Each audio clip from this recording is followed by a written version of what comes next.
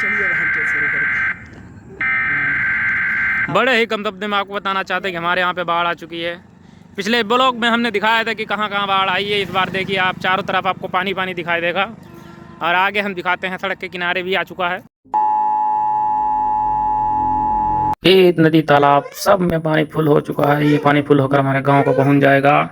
This is not a test.